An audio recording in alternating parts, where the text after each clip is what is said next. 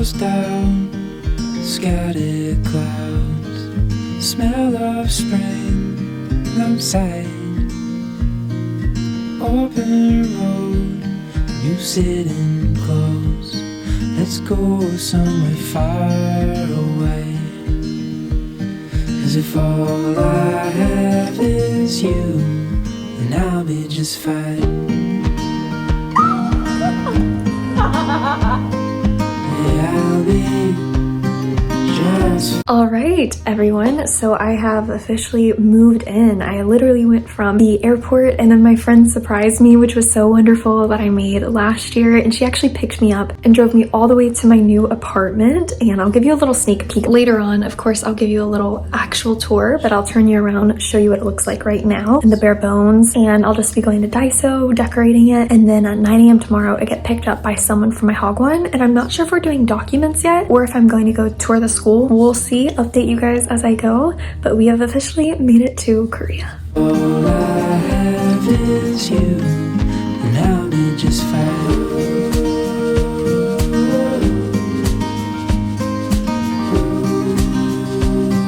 Got some pots, got some pans from Daiso, picked up a couple of plates, got some hangers, sponges, the necessities. All right, so it is the next morning. Again, sorry, a little bit quiet. I'm not quite sure the noise level here yet. Anyway, I'm gonna head out. I'm meeting with someone. I'm guessing it's going to be who is over me in the Hagwon. Hopefully we'll get the ARC figured out, bank account information, stuff like that today, but I'll keep you updated, so stay tuned.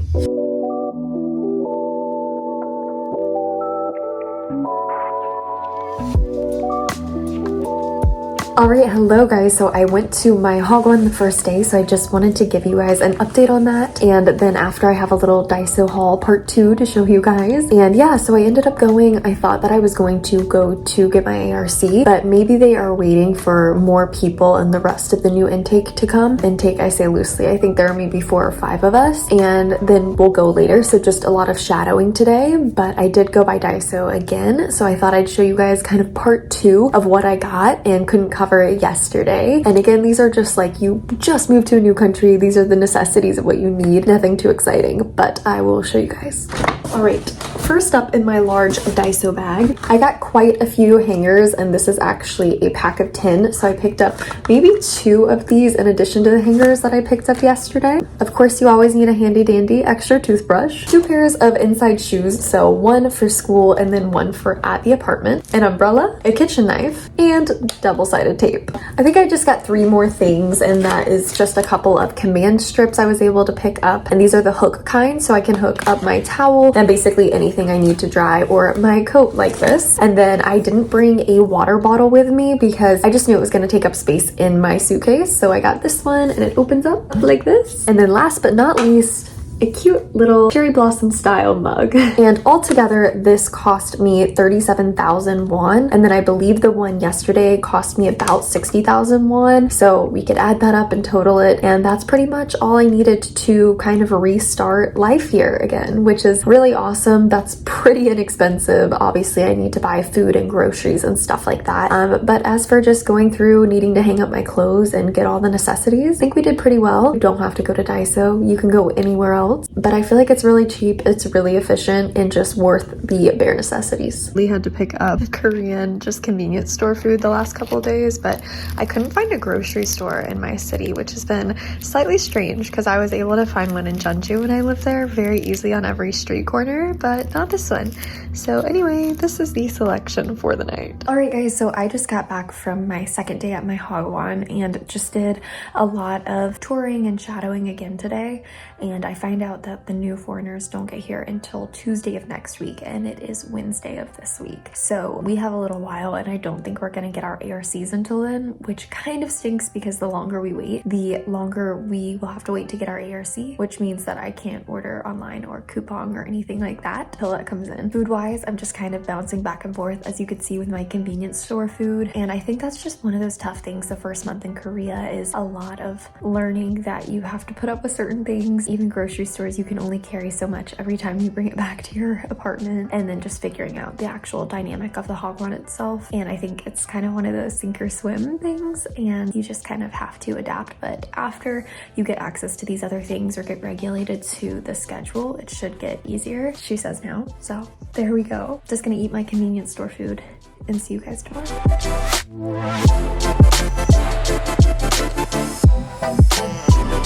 All right, day 3 of going to the Hagwon, and it's about 5-10 minute walk from where I live. So I'm gonna head out and go now and probably do some more shadowing, a little bit of what I did yesterday, but maybe get some answers on my ARC. So we'll see.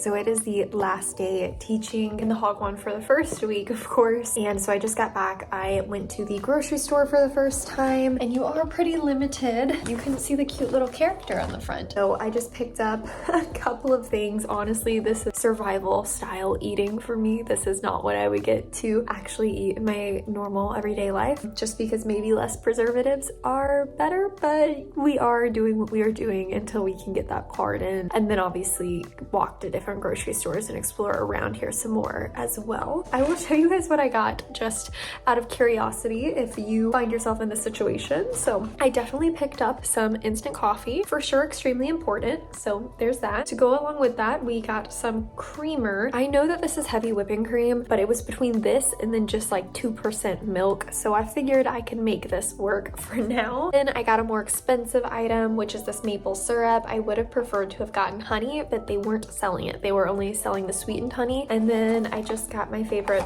cookies, and then some sparkling waters for the weekend because it's just a fun time. Next, I just picked up some dumplings. So this is what they look like. I've had these previously before and they're pretty good. Super simple to pop in the microwave. It comes in a 2-pack. Again, would I want to eat this every day ideally? No, but that's the type of bulk items per se I can get right now. And then I just picked up some Greek yogurt and then a little sesame oil, even though I realized that I did not get any salt because I could only find pepper. So that is very fun. And yeah, that completes my haul. I got one more little sparkling water, but that is it for it. Hey guys, so it is Sunday of this last week, and I just wanted to wrap up this video with a couple of last notes and then also explain why I decided to go to a Hagwon instead of working with EPIK this time.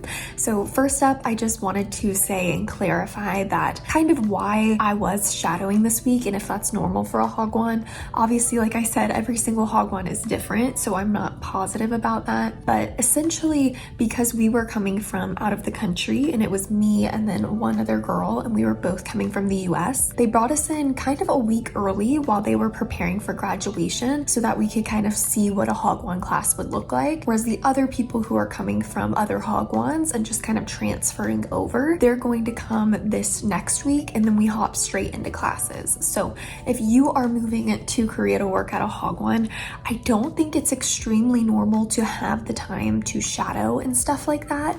I think they just set it up that way because we were flying from out of the country and it's the beginning of the school year. So you could end up shadowing if you moved in a Hagwon, but I also think it's very true that you could literally show up and the next day start teaching. So that's kind of why the setup was the way that it was this week. And no one directly told me that. I just had to kind of figure it out throughout the days that they were just prepping for graduation. And it's because we were coming from out of country that we did it the way we did. Otherwise, I think we would have hopped almost directly into teaching, but that is that. And then as for why I ended up going with a Hagwon this time instead of EPIK, as you guys know, I absolutely loved my time doing EPIK. I enjoyed it so much and definitely considered doing it again. Unfortunately, just contract timing wise, it just didn't work out with EPIK like it did with a Hagwon for when I wanted to start and the duration and all of that. So that's why I ended up going with a Hagwon this time. And then I also wanted to be able to kind of pick my location. And as you guys can tell from probably the title of this video, dun, dun, dun, dun, I moved to Seoul, which is exciting. It's very different than Jeonju. And I think it's because I just wanted to experience Korea and all of its different facets. So I had experienced more, I would not call it rural life, but like central southern Korea life.